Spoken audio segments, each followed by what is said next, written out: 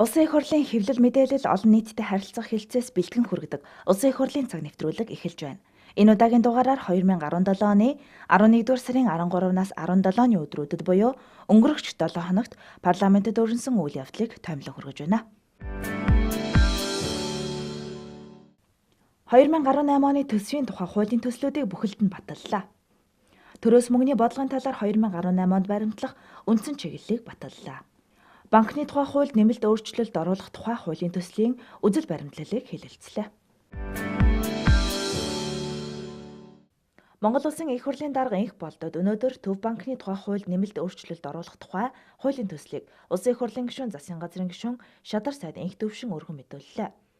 Аливаа улсын Төв банкны бие даасан хараат бус байдлыг үнэлэх, олон улсад хүлээн зөвшөөрөгдсөн индекс аргачлал болон манай улсын дотоодын эрдэмтэн судлаачдын үнэлгээгээр Монгол банкны бие даасан хараат бус байдал нь хангалтгүй буюу тгээс 1 оноогоор тооцсноор 0.5-аас 0.6 орчим хувьтай байна. Энэхүү хангалтгүй байдал инфляцийн өндөр хэлбэлзэл, гадаад валютын улсын нөөцийн хомсдол, Монгол банкны өөрийн хөрөнгийн алдагдал зэрэг макро эдийн засгийн тоон үзүүлэлтүүдээс харагдаж байна. Иймд Төв банкны бие даасан тогтвортой байдал нь үнийн түвшний тогтвортой байдалтай удаан хугацаанд шууд хамааралтай байдаг талаар тогтоосон судалгааны ололтод тулгуурлан Монгол банкны бие даасан хараат бус байдлыг дээшлүүлснээр эдийн засагт үүсч буй бэрхшээл асуудыг шийдвэрлэх нь хуулийн төсөл боловсруулах шаардлага зорилго болсон гэж Шадар сайд инх төвшин хэллээ. Монгол Улсын их хурлын дарга инх болдод гайлын болон нэмэгдсэн өртгийн албан татвараас чөлөөлөх тухай хуулийн төслийг Улсын их хурлын гишүүн, засгийн газрын гишүүн, хүнс хөдөө аж ахуй хөнгөн үйлдвэрийн сайд Батзөрөг өргөн мэдүүллээ.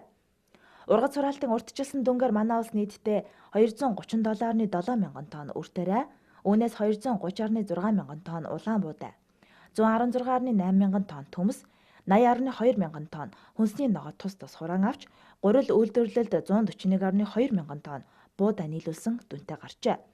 2017 оны ургац хураалтын дүнгээс харвал 2017-оос 2018 оны хүн амын хүнсний хэрэгцээд улаан буудаан 40 гаруй хувийг хураан авсан бөгөөд дутагдах 225 мянган тонн улаан буудааг импортоор авч нөөц бүрдүүлэх тооцоо гарч байна хэмээн Батзөрөг сайд хэллээ.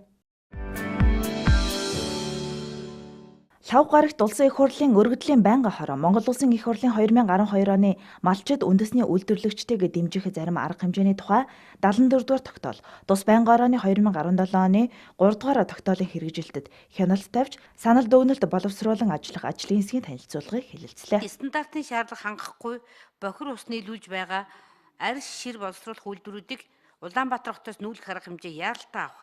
Улсын их хурлын 2012 оны 74-р тогтоолын хэрэгжилтийг зохион байгуулах ажлыг түргэсгэх шаардлагатай байгаамаа. Өргөдлийн байнгын орооны дарга оюун чимэг Улсын их хурлын гишүүн ажлын хэсгийн ахлагч Билэгт Улсын их хурлын гишүүн Баатар Билэг амар заяанаар байр суурь илэрхийлж саналаа хэлсний дараа Монгол Улсын их хурлын 2012 оны 74-р тогтоолд өөрчлөлт оруулах өргөдлийн байнгын хорооны 2017 оны 3-р тогтоолыг мөрдөх талаар засгийн газарт тэмдэглэлээр чиглэл өгөхөөр тогтлоо. Лав гарагт Улсын их хурлын аюулгүй байдал гадаад бодлогын байнгын хороо 2 асуудал хэлэлцэн шийдвэрлэлээ.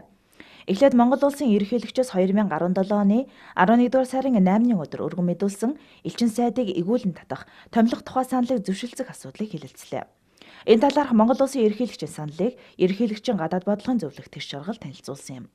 Монгол улсаас бүгд найрамдах Солонгос улсад суух онц бөгөөд бүрэн эрхт элчин сайдаар Батын хурц нэр дэвшиж байгаа бөгөөд Монгол Улсын засгийн газраас санал болгосон дээрх нэр дэвшигчийг улс орноо хөлийн чандад төлөөлөн ажиллах өндөр хариуцлагатай нэр хүндтэй албыг хаших боломжтой хэмээн Монгол Улсын ерөнхийлөгч үзэж улсын их хурлтай зөвшөлдсөөр танилцуулж байна. Монгол Улсын ерөнхийлөгч бүрэн эрхийнхээ хүрээнд Монгол улсаас бүгд найрамдах Солонгос улсад суугаа онц бөгөөд бүрэн эрхэд элчин сайд Баасан Жавын ган болдыг томилолтын хугацаанд дууссан тул игүүлэн татаж Монгол улсаас бүгд найрамдах Солонгос улсад суух онц бөгөөд бүрэн эрхэд элчин сайдаар Батын хурцыг томилуулах саналыг улсын их хурлаа зөвшөөрлцөхөөр ирүүлсэн байна. Элчин сайдад нэр дэвшигч Батын хурц нь 1969 онд төрсэн эдийн засагч эрх зүйч мэргэжилтэй.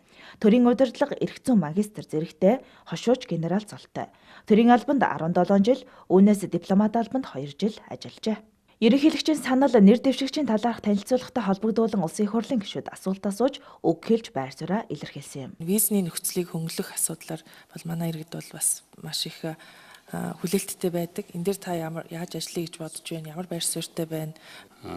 Визний асуудлын хувьд бол одоо хоёр тал аль болохоор л хөнгөлөлттэй нөхцлүүдийг бол одоо шатанд нь жилээр ахиулан ирж байгаа шиг байгаамаа. Монгол улсаас Солонгос улсад Монгол улсыг төлөөлж суух өөр боловсон хүчний томилгооны хүний талаар яригдсан зүйл байгаа юу?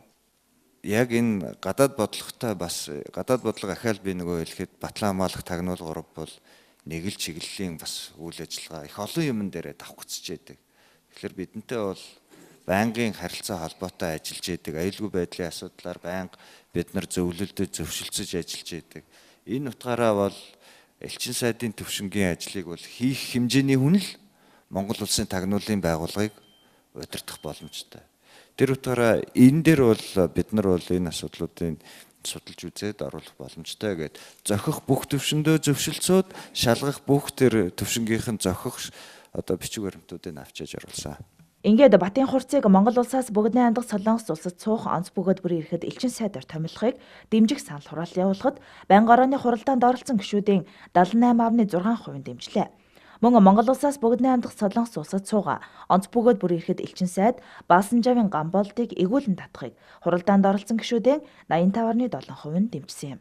Байнгын орооны хуралдаанаар үргэлжлүүлэн дэд хорооны бүрэлдэхүүнд өөрчлөлт оруулах тухай асуудал хэлэлцсэн юм. Улсын их хурлын гишүүн оюун хорлын гаргасан нууцаар санал хураалгах гормын саналын дагуу Улсын их хурлын гишүүн Намтай Баяр, Инх Амгалан, Болд, оюун хорол, Баас өхөн нарын 5 гишүүнийг дэд хорооны бүрэлдэхүүнд оруулах санал хураалт явуулахад хуралдаанд оролцсон гишүүдийн олонхын санал авсан Улсын их хурлын гишүүн Намтай Баяр, Инх Амгалан нарыг тусгай хяналтын дэд хорооны бүрэлдэхүүнд оруулах нь зүйтэй гэж үзлээ. Баасан гарагт Улсын их хурлын аюулгүй байдал гадаад бодлогын байнгын хороо дэд хорооны бүрэлдэхүүнд өөрчлөлт оруулах тухай асуудлыг хэлэлцэн шийдвэрлэлээ. Хуралдааны эхэнд байнгын орооны дарга сод биелэг тусгай хяналтын дэд хорооны бүрэлдэхүүний тоог нэмэгдүүлж 7 болгох саналтай байгаагаа танилцууллаа. Энэ дагуу санал хураалт явуулахад хуралдаанд оролцсон гишүүдийн 90.9% нь дэмжсэн юм. Ийхүү тус дэд хорооны бүрэлдэхүүний тоог нэмсэнтэй холбоотойгоор байнгын орооны дарга Улсын их хурлын гишүүн Болд, оюун хорол нарыг тусгай хяналтын дэд хорооны бүрэлдэхүүнд оруулах санал гаргалаа. Мөн Улсын их хурлын гишүүн Нямбаатар тусгай хяналтын дэд хорооны бүрэлдэхүүнд Улсын их хурлын гишүүн Аюур сайхныг нэр дэвшүүлж байгаа танилцууллаа.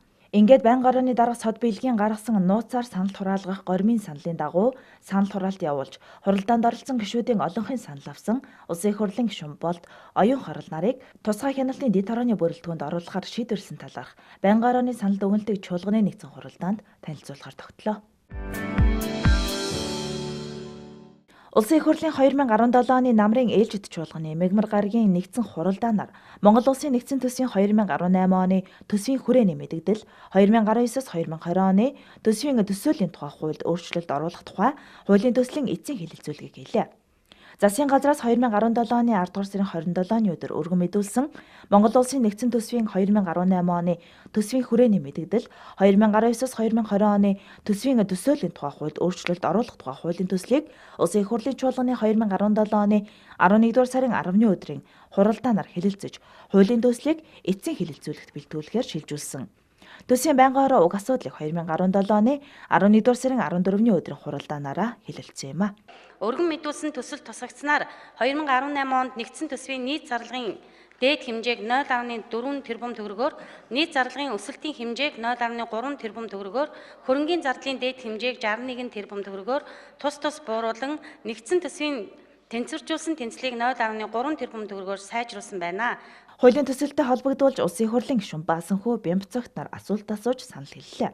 Ингээд төсвийн байнгын хорооны саналаар Монгол улсын нэгдсэн төсвийн 2018 оны төсвийн хүрээний мэдэгдэл 2019-с 2020 оны төсвийн төсөөллийн тухай хуульд өөрчлөлт оруулах тухай хуулийн төслийг бүхэлд нь баталгахыг хуралдаанд оролцсон гишүүдийн 79.5% нь дэмжлээ.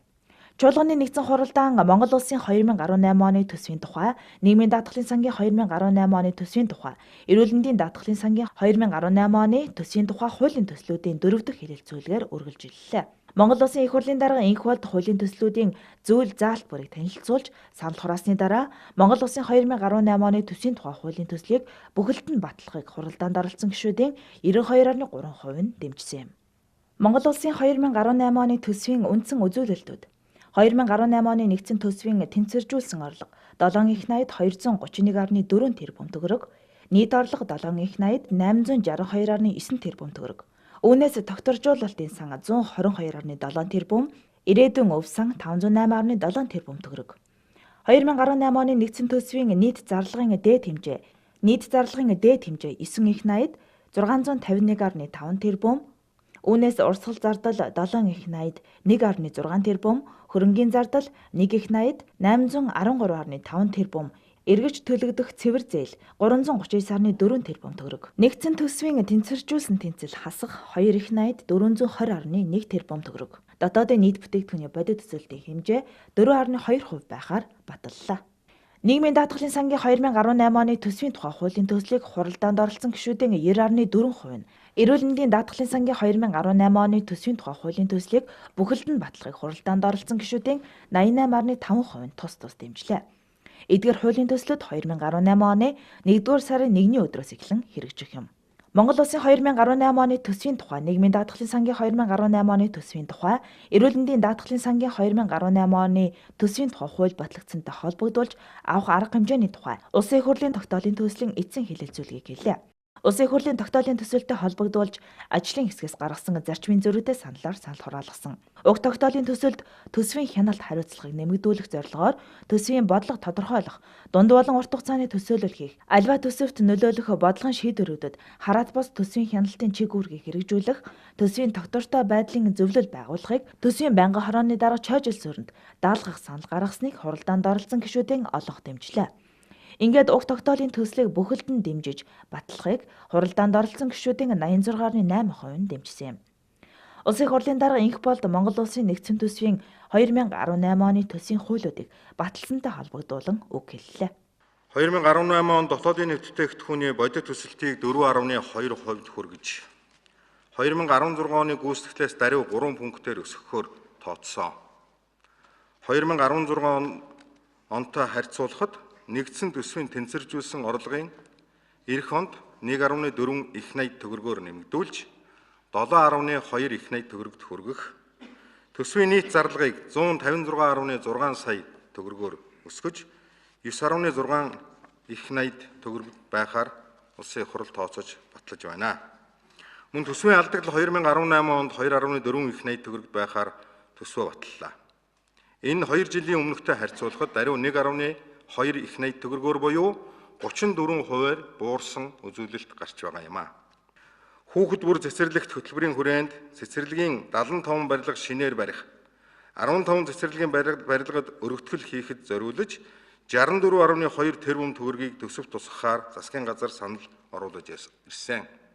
Улсын их хурл үүн дээр нэмж шинээр 11 цэцэрлэгийн барилга барих, 1 цэцэрлэгийн барилгад өргөтгөл хийх, 12 цэцэрлэгийн барилгын өргөтгөлийн санхүүжилтийг нэмэгдүүлэхээр шийдвэрлэж нийтдээ 11 тэрбум төгрөг нэмж баталсан.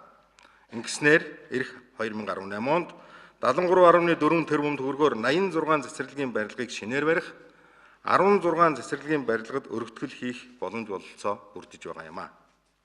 Боловсролын үйлчилгээг тэгш хүртээмжтэй болгох, хөтөлбөрийн хэрэгжилтийг хэрэгжүүлэхэд 79.9 тэрбум төгрөг зарцуулах саналыг засгийн газраас сэргийлсэнийг 5 тэрбум төгрөгөөр нэмэгдүүлж 84.5 тэрбум төгрөг болголоо. Энэ хөрөнгөөр 29 сургууль, 3 бага сургуулийн барилга шинээр барих ажлыг эхлүүлнэ. Мөн 29 сургуулийн барилгыг өргөтгөж 15 сургуулийн дотуур байр, 11 сургуулийн спортын зал, 1 сургуульд номын сан шинээр барих асуудал энэ хөрөнгөнд багтаж шийдэгдэж байгаа юм а. Энэ мэт олон нааштай өөрчлөлт авчрах төслийг улсын хурлаас баталлаа. Засгийн газар эх оны хөрөнгө оруулалт, төсөл арга хэмжээг хэрэгжүүлэх, бэлтгэл ажлыг одооноос авч хэрэгжүүлж, оны эхнээс төсвийн гүйцэтгэлд онцгой анхаарал хандуулж, итгэвч хамгаалалт гаргаж ажиллах нь зүйтэй гэж үзэж байна. Мягмар гарагийн чуулганы хуралдааны төгсгөлд Монгол банкнаас 2017 оны 9-р сарын 29-ны өдөр өргөн мэдүүлсэн төрөөс мөнгөний бодлогын талаар 2018 онд баримтлах үндсэн чиглэл батлах тухай Улсын их хурлын тогтоолын төслийн анхны хэлэлцүүлгийг гэлээ. Эдийн засгийн байнгын хорооны санал дүгнэлтийг Улсын их хурлын гишүүн Баттөмөр танилцуулсан юм. Тус байнгын хороо дээрх тогтоолын төслийн анхны хэлэлцүүлэгт бэлтгэсэн тухай асуудлыг 2017 оны 11-р сарын 14-ний өдөр хуралдаанаараа хэлэлцэж, зарчмын зөрүүтэй нийт 7 саналын томьёолоор санал хураалаа. төрөөс мөнгөний бодлогын талаар 2018 онд баримтлах үндсэн чиглэл батлах тухай Улсын хурлын тогтоолын төслийн талаарх зарчмын зөрүүтэй саналын томьёолыг олонхийн санал авсан. Аваагүйгээр нь бүлэглэн та бүхэнд тараасаа. Хэлэлцүүлэгтэй холбогдуулж гишүүд асуулт асууж хариулт авлаа. Дөрмийн сангаа 100 тэрбум төгрөгөөр нэмэгдүүлэхийг одоо ийм зорилт тавьсан юм байна. Энэ хөрөнгийг одоо чухам юун зарах гэж байна? Монгол банк Монгол улсын мөнгөний бодлогыг Монгол улсын мөнгөний нөөцийг энэ төр бол хариуцж ядг ийм газар мөртлөө одоо дөрмийн сан 5 тэрбум байгаа нь бол гадны байгууллагуудтай хэлцээр хийгч тэр хариуцлах хүлээгч тэрээс Монгол банк бол хангалтгүй байгаа юм аа. Орон сууцны зээл, ипотекийн зээлийн зөв тогтолцоог одоо бий болгоно гэдэг дээр бол үнэхээр ард иргэд маань хүсч хүлээж байгаа ийм зүйл байж байгаа. Чухам ямар аргачлалаар яаж хийзээ ямар их хөөсөрөөр хийх үү гэдэг нь бол бас том асуултын тэмдэг. За хоёрдугаарт нь бол зээлийн хөө бууруулах үндэсний стратеги батлана гэдэг бол бас үнэхээр ард иргэдийн дунд хүсч хүлээж байгаа зүйл. Ер нь бол цаашдаа бол ипотекийн зээлийг урт хугацааны богино хүүтэй зээлүүдээр санхүүжүүлэх цаашдаа Монгол банк биш засгийн газар нь бол энийг хариуцаад явах бонд босгох энэ олон чиглэлийн зүйлүүдийг бол энэ өгүүлбэрт оруулаад яг нарийн заалгүйгээр ингээ Монгол банкнд үүрэг өгч байгаамаа. Арилжааны банкны зээлийн хүүг бууруулах нэг оронтой тоон дээр бол хүргэх гэдэг ийм зорилтууд тавьж өгч байгаа. Ажлын хэсгээс гаргасан дэмжсэн дэмжигдээгүй зарчмын зөрүүтэй саналын томьёолол бүрээр санал хураалт явуулснаар төрөөс мөнгөний бодлогын талаар 2018 онд баримтлах үндсэн чиглэл батлах тухай Улсын их хурлын тогтоолын төслийг эцсийн хэлэлцүүлэгт бэлтгүүлэхээр эдийн засгийн байнгын хороонд шилжүүллээ. Пүрэв гарагийн чуулганы нэгдсэн хуралдаанаар хэлэлцэх асуудлын дараалалтай холбогдуулан Улсын их хурлын гишүүд санал хэлсэн юм. Аюулгүй байдал гадаад бодлогын байнгын хорооны 5 гарагийн хуралдааны үеэр Улсын их хурлын гишүүний эрхтэй холбоотой асуудал хөндөгдсөн. Үүнийг тодруулах шаардлагатай тул элчин сайдыг игүүлэн татах, томилох тухай саналыг зөвшөлдсхийг хойшлуулах гормын саналыг Улсын их хурлын гишүүн Аюур сайхан Батсандан болд нямд орчноор гаргалаа. Ийхүү санал хураалт явуулахад хуралдаанд оролцсон 49 гишүүний 63.3% дэмжиж 2017 оны 11-р сарын 8-ны өдөр Монгол улсын ерөнхийлөгчөөс өргөн мэдүүлсэн элчин сайдыг игүүлэн татах, томилох тухай саналыг зөвшөлдсхийг хойшлууллаа. Чуулганы нэгдсэн хуралдаан төрөөс мөнгөний бодлогын талаар 2018 онд баримтлах үндсэн чиглэл батлах тухай Улсын их хурлын тогтоолын төслийн эцсийн хэлэлцүүлгээр үргэлжиллээ. Төслийг эцсийн хэлэлцүүлэгт бэлтгэсэн талаарх эдийн засгийн байнгын хорооны санал дүгнэлтийг Улсын их хурлын гишүүн Баттөмөр танилцуулсан юм. Тогтоолын төсөлд эдийн засгийн төлөв, санхүүгийн чадвартай уялдсан урт хугацаанд тогтвортой хэрэгдэх боломжтой орон сууцны ипотекийн тогтолцоог хөгжүүлэх, банкны салбар дахь чанаргүй зээлийг бууруулах, чанаргүй зээл үүсэхгүй байх орчныг бүрдүүлэх стратеги төлөвлөгөө боловсруулж хэрэгжүүлэх, засгийн газрын дотоодын үнд цаасыг бууруулах, арилжааны банкн дахь засгийн газрын үнд цаасыг мөнгөний бодлогын хэрэгсэл болгон ашиглаж эхлэх, хөрөнгө оруулагч, бизнес эрхлэгч, зах зээлд оролцогчдын итгэлийг сэргээн хадгалах үүднээс ирээдүйд чиглэсэн мөнгөний бодлогын үр нөлөөг дээшлүүлэх, бодлогын нээлттэй, илт хот байдлыг хангаж олон нийтийн харилцах суугийг хөгжүүлж боловсронгуй болох зэрэг зарчмын саналуудыг нэг хүчлэн тусгасан болно. Танилцуулгатай холбогдуулан Улсын их хурлын гишүүд асуулт асууж, байнгын хорооны дарга болон ажлын хэсгээс хариулт авлаа. Одоо арилжааны банкнаас авж байгаа иргэдийн одоо жижиг дунд бизнес эрхлэгчдийн болоод иргэдийн авж байгаа зээлийн хүн дээр л гол асуудал байгаа юм л да.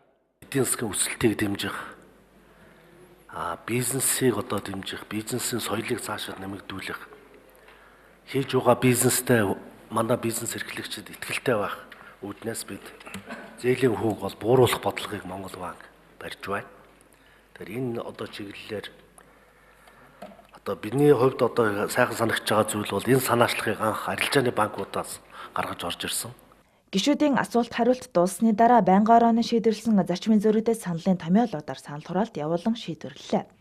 Дараа нь хэлэлцэж буй төслийг бүхэлд нь батлах, санал хураалт явуулахад чуулганы нэгдсэн хуралдаанд оролцсон 56 гишүүний 67.9% дэмжснээр төрөөс мөнгөний бодлогын талаар 2018 онд баримтлах үндсэн чиглэл батлах тухай Улсын их хурлын тогтоол батлагдлаа. Харин Монгол улсын засаг захиргаа нутаг дэвсгэрийг нэгж түүний удирдлагын тухай хуульд нэмэлт өөрчлөлт оруулах тухай болон холбогдох бусад хуулийн төслийн анхны хэлэлцүүлгийг эхлэхэд Улсын их хурлын гишүүн Улсын их хурал дахь ардчилсан намын бүлгийн дарга Эрдэнэт манай бүлэг дээрх хуулийн төслүүд нь төрийн албаны тухай хуультай нийцэж буй эсхийг нэгтлэн дүгнэлт гаргах шаардлагатай хэмээн үзэж байна гэд 3 хоногийн завсарлага авч буйгаа мэдэгдлээ.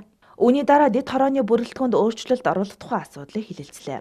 Тусгай хяналтын дэд хорооны бүрэлдэхүүнд өөрчлөлт оруулах тухай аюулгүй байдал гадаад бодлогын байнгын хорооны санал дүгнэлтийг Улсын их хурлын гишүүн Батболд танилцуулсан. Танилцуулгатай холбогдуулан Улсын их хурлын гишүүн Оюун Хорол Эрдэнэт нар асуулт асууж хариулт авсны дараа Улсын их хурлын гишүүд хэлэлцэж буй асуудалтай холбогдуулан байр суурь илэрхийллээ. Хэлэлцүүлгийн явцад Улсын их хурлын гишүүн Улсын их хурал дахь ардчилсан намын бүлгийн дарга Эрдэнэт тусгай хяналтын дэд хорооны бүрэлдэхүүнийг өргөжүүлэх мөн одоо байгаа бүрэлдэхүүнийг дахин өөрчлөх шаардлагатай гэдэг үндслэлээр 1 хоногийн завсарлага авснаар Пүрэв гарагийн чуулганы нэгдсэн хуралдаан өндөрлөлөө. Улсын их хурлын баасан гарагийн чуулганы нэгдсэн хуралдааны эхэнд хэлэлцэх асуудалтай холбогдуулж Улсын их хурлын гишүүн Эрдэнэт банкны тухай хуульд нэмэлт өөрчлөлт оруулах тухай хуулийн төслийн үзэл баримтлалыг хэлэлцэхийг хойшлуулах гормын санал гаргасан ч хуралдаанд оролцсон гишүүдийн 80% татгалзлаа. Иймд банкны тухай хуульд нэмэлт өөрчлөлт оруулах тухай хуулийн төслийн үзэл баримтлалыг хэлэлцэх хэсгийг хэлэлцэв. Хуулийн төсөл санаачлагчийн илтгэлийг Улсын их хурлын гишүүн засгийн газрын хэрэг эрхлэх газрын дарга Зандаа Шатар танилцууллаа. Дараа нь эдийн засгийн байнгын хорооны санал дүгнэлтийг Улсын их хурлын гишүүн Жавхлан танилцуулсан юм. Хуралдааны үеэр Улсын их хурлын гишүүд хуулийн төслийн үзэл баримтлалыг хэлэлцэх хэсэг талаар гормын санал гаргаж байр сууриа илэрхийллээ. Энэ асуудлыг хэлэлцүүлгийг бүгднгийн дахин заалшгүй шаардлагатай хийх ёстой. Энэ бол банк санхүүгийн бүр нийтлэг асуудлаараа Монгол банкны хуультай ч холбоотой зүйл. Тийм учраас энэ зүйлүүд бүгд дутуу байна гэж бид харж байгаа. Монгол банкны ерөнхийлөгчийн үгийг ер нь Монгол улс эдийн засгийн нөхцөл байдал маань ямар байгааг нэг сонсоод ингэж ажил хэрэгчээр улс төржилгүйгээр нэлээд алсыг харсан зайлшгүй ирж байгаа тэр эдийн засгийн хүн цохилтуудыг ухаалаг тойрч давж гарах юм л бодлогыг гаргах ёстой. Ингээд ардчилсан намын бүлэг 5 хоногийн завсарлага авсныг мэдгдснээр Улсын их хурлын чуулганы нэгдсэн хуралдаан өндөрлөлөө. Улсын их хурлын дарга Инх болд даваа гарагт манай улсад айлчилж буй эрхүү мужийн хууль тогтоох хурлын дарга Сергей Фатеевич Брилка тэргүүтээ төлөөлөгчдийг хүлээн авч уулзлаа. Улсын их хурлын дарга Инх болд хоёр орны худалдаа эдийн засгийн хамтын ажиллагааны 70 орчим иргэд байгууллага аж ахуй нэгж хоорондын харилцааны 50 орчим хувь нь хил орчмын бүс нутагт ноогддог гэдгийг дурдаад цаашид хууль тогтоох байгууллагууд худалдаа эдийн засгийн хамтын ажиллагааг өргөжүүлэх боломж нөхцөлийг эрх зүйн талаас нь хөнгөвчлөхөд онцгой анхаарах нь чухал гэлээ.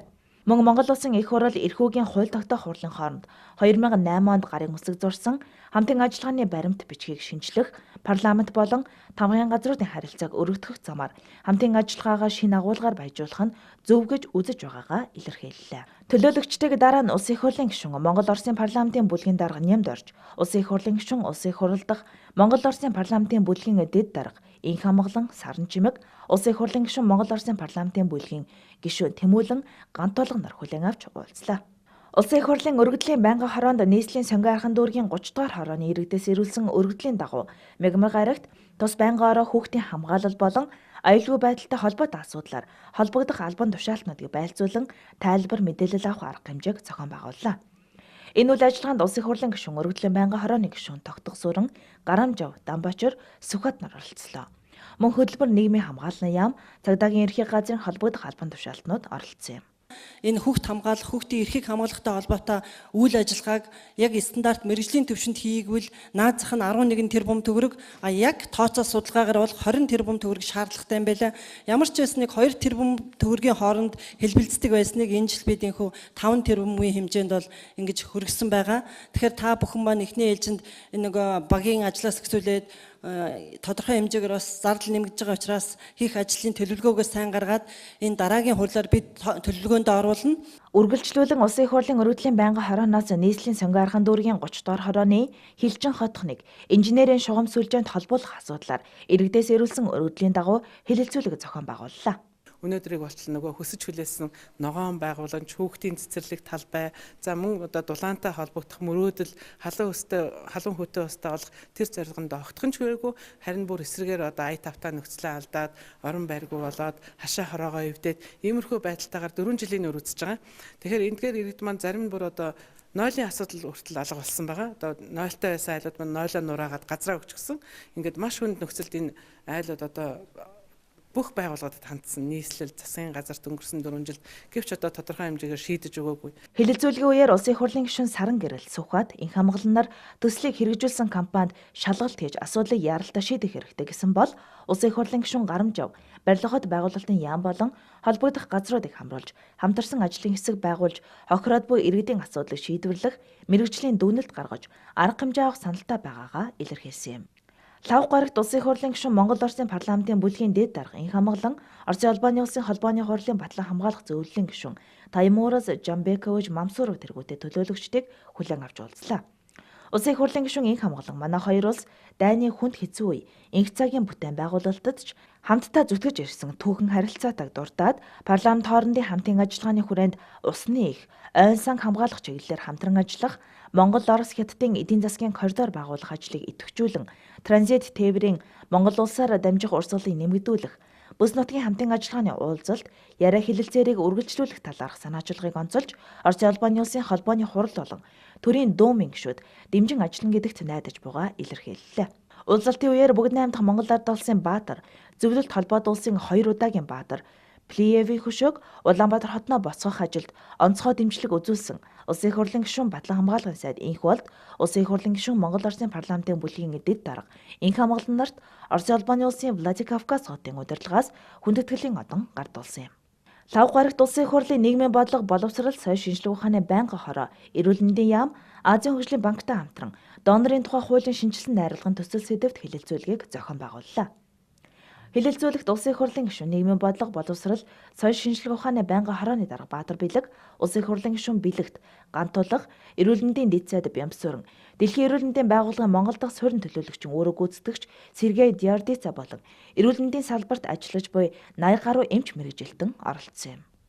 Донорын тухай хуулийн шинжилсэн найруулгын төсөл батлагдсанаар донорын үйл ажиллагааг зохион байгуулах удирдлагын тогтолцоо бий болж амьгүй донороос эргэтэн шилжүүлэн суулгах болон цусны бүрдэл эсийг эмчилгээний зориултаар хэрэглээнд авах, шинжлэх, боловсруулах, хадгалах, тээвэрлэх, хэрэглэх, экспортлох, импортлох, цусны байнгын донорын тог нэмэгдүүлэх, игнийг нь өргөжүүлэх, сурталчилж урамшуулах чиглэлээр аж ахуйн нэгж байгууллага албан тушаалтын иргэдийн эрх үүргийг наривчлан зохицуулахтай холбогдсон эрх зүйн орчин бүрдэх юм а.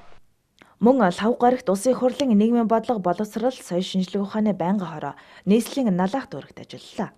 Улсын их хурлын гишүүн нийгмийн бодлого боловсрал соёл шинжилгээ ухааны байнгын хорооны дарга Баатар Бэлэг, Улсын их хурлын гишүүн Тэрбиш Даваг болд, Улсын их хурл засгийн газрын гишүүн боловсрал соёл шинжилгээ ухаан спортын сайд цогцолмаа нар эхлээд Монгол Германы хамтарсан ашигт малтмал технологийн их сургуулийн хотгонд зочилж сургуулийн үйл ажиллагаатай танилцлаа. Сургуулийн захирал Дорж Тэрэм гишүүдэд сургуулийнхаа талаар дэлгэрэнгүй танилцуулга хийсэн. Кампусыг бол сая хэллээ 10 га биш танах налах өшөө олон газар өгөө. Бид бүгдээр энэ дээр ажиллаж байгаа дөрөөсөө Монгол кампусын бодлого гэдэг юм явуулаад өнөөдөр энэ анхныхын загвар модель болж ажиллаад энэ загвар ингэж гоё болдго юм а гэдгийг дэлхийн нийтийн жишгийг авчирж байгаа. Тэгээ кампус хотгоноор налахад байгуулчихлаа. Энэ үеэр сургуулийн хотгоныг цаашид кампус болгож өргөдөхөөр зорж үүнд шаардлагатай 9.2 сая еврогоос 7 саяыг нь Германы талаас гаргахаар болсон бөгөөд үлдсэн 2.2 сая еврог Монголын засгийн газраас хүсэж буйгаа сургуулийн удирдлага танилцууллаа. Мөн Монголын талаас улс төрийн бодлогын дэмжлэг маш чухал байгааг хэлсэн юм. Улсын их хурл болон Улсын их хурлын тамийн газрын албан ёсны мэдээллийг олон улсын парламентын холбоонд бүртгэлтэй Улсын их хурлын албан ёсны цахим хуудас болох парламент зэгмэн хаягаар авахаас гадна парламент зэгмэн фейсбુક хуудас, Улсын их хурл нэртэй Instagram, Twitter, YouTube хаягуудаар хүлээн авч үзэх боломжтой. Улсын их хурлын тамийн газрын хэвлэл мэдээлэл олон нийтэд харилцах хэлцээс бэлтгэн хүргэдэг. Улсын их хурл энэ 7 хоногт 50 нэвтрүүлгийн энэ удаагийн дугаар үүгээр өндөрлөж байна. Анхаарал хандуулан үзсэн үзэгч танд баярлалаа.